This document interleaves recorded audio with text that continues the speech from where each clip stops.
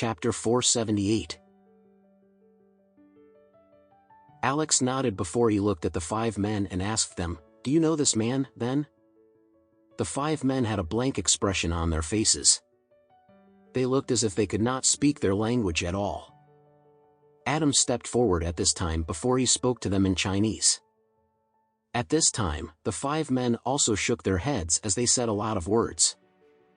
Very soon, Adam told Alex, "Mr. Anderson, they said that they do not know this man at all."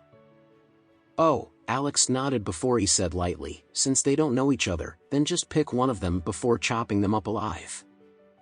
After that, you can feed him to the dogs before asking the remaining 5 people again." "Okay," Adam immediately explained Alex's words to the 5 men in Chinese, and the 5 men were all shocked and dumbfounded at this time. They could not believe it. Alex had simply asked them one single sentence and he was actually going to chop them up and feed them to the dogs? Did he really have that much guts?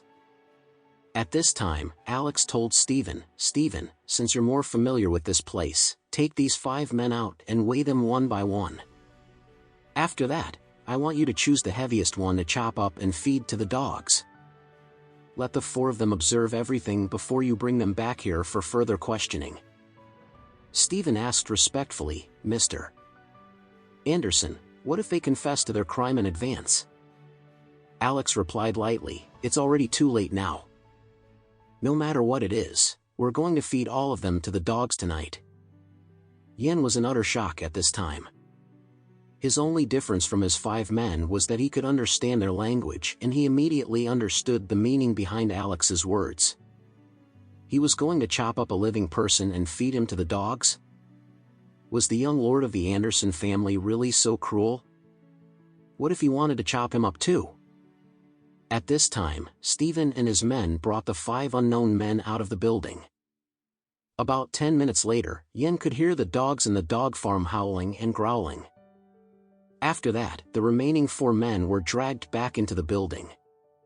The 5 men were so frightened that they were all convulsing in a violent manner.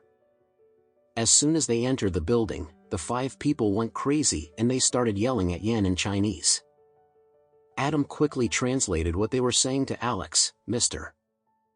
Anderson, these people are telling Yen that they saw their companion being chopped alive and fed to the dogs." Alex nodded before he looked at Yen, who was so scared that he was about to pass out any time.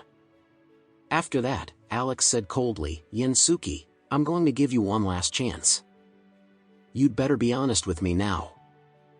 Otherwise, you'll suffer the same fate as that man earlier." Even though Yen really wanted to contribute to his family, he did not base it on the premise that he would be losing his life because of it.